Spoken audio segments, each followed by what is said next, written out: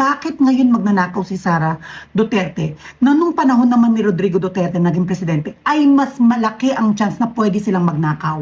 2 million is still 2 million.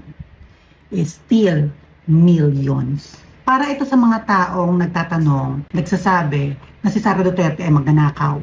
Para ito sa mga taong nagtatanong na si President Rodrigo Duterte ay isa ring kurakot. Sama-sama natin itong panoorin ha at bibigyan ko kayo ng malaking tanong pagtapos. President Duterte threatens to veto the 2019 national budget if he finds anything illegal in it. Ang budget kasi submit lang. Ngayon, pagka talagang tagilid yan, I will outright veto the entire budget.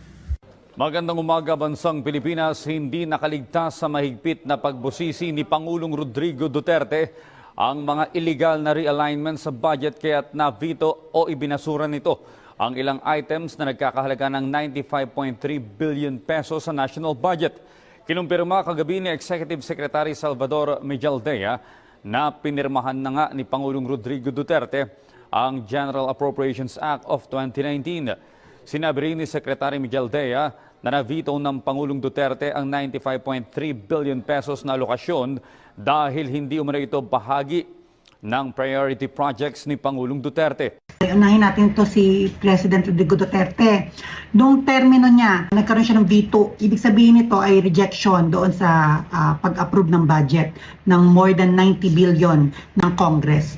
Kasi kung ako nasa posisyon ni Rodrigo Duterte kung totoong magnanakaw ako.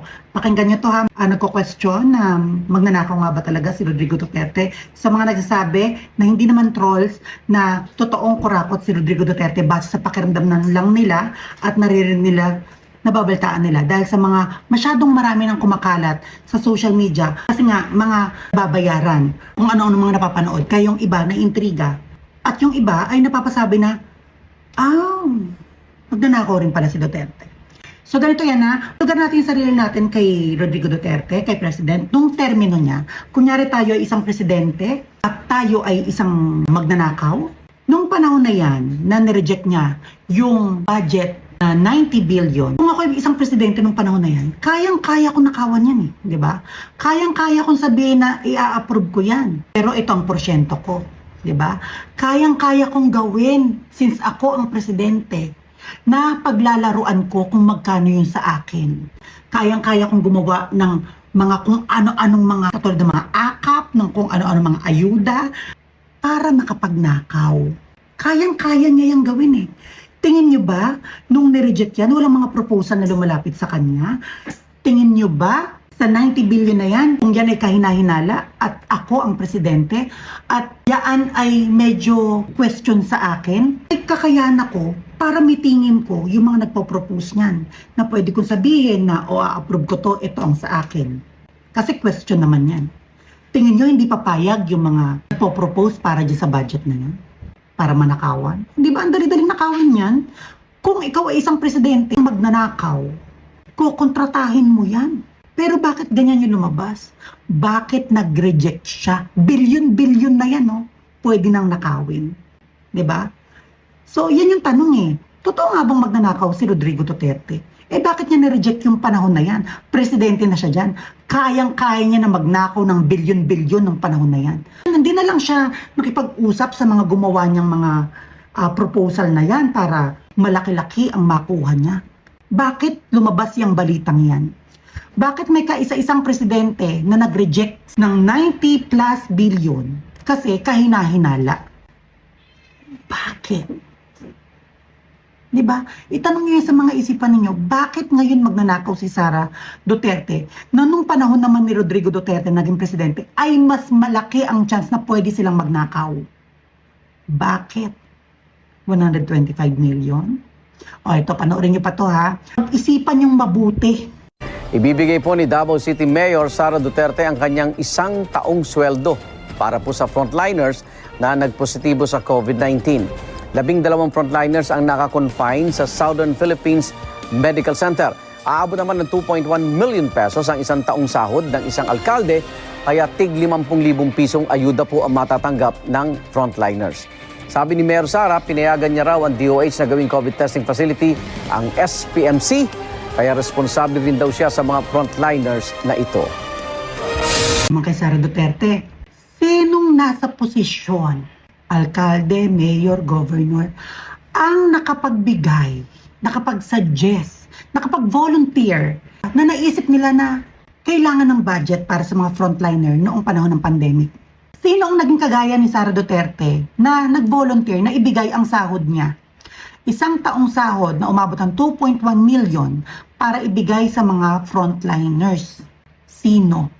Kung totoong magnanakaw si Sara Duterte dito sa binabato sa kanyang 125 million na nasagot naman, pero ayaw pa rin tumigil ng mga tao, ayaw pa rin tumigil ng mga trolley. Tanong, malaki ba ang 2.1 million? Ginamit lang ba ito ni Sara para maging strategy, mapabango ang pangalan niya nung panahon ng pagiging mayor niya para sabihin ng tao na hindi talaga siya magnanakaw?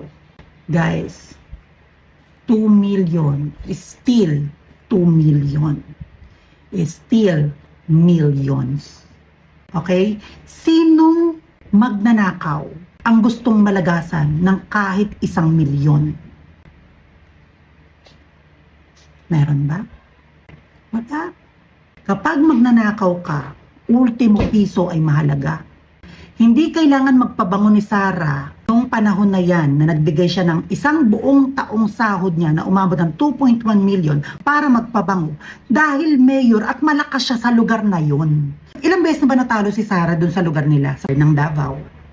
Hindi kinakailangan ni Sara Duterte magpabango para manalo dahil paulit-ulit siyang nananalo sa mga tinatakbo niya. Hindi niya na kailangan yan. Kung siya ay totoong magnanakaw, manghihinayang siya sa 2.1 million. So ginawa niya yan kasi siya ay may puso. Dahil siya ay nakaka-relate na kailangan gawin. Siya ay totoong tumitingin sa kalagayan ng bansa. Sa mga nagsasabi sa Kongreso, sa Senado, media, mga nabayaran sa mga trolley, tanong, sino sa mga naging presidente ang gumawa ng pagkondena, pagpigil para sa paglabas ng budget para manakaw? Sino sa mga naging Pangulo ng Pilipinas ang gumawa na hindi aaprubahan dahil question? Meron ba bukod kay Rodrigo Duterte?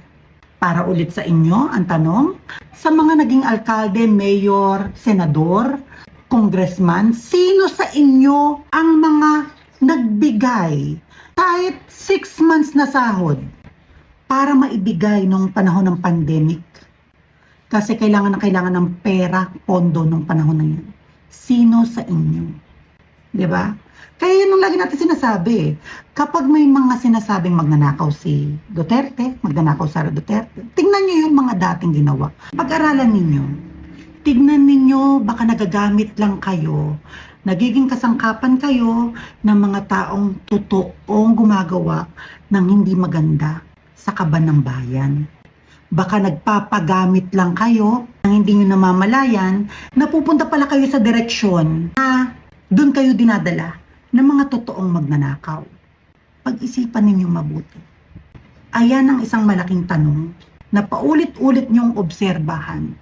I-realize nyo sa mga isip ninyo na bakit ganon. Na tama nga ba? Pag-isipan nyo.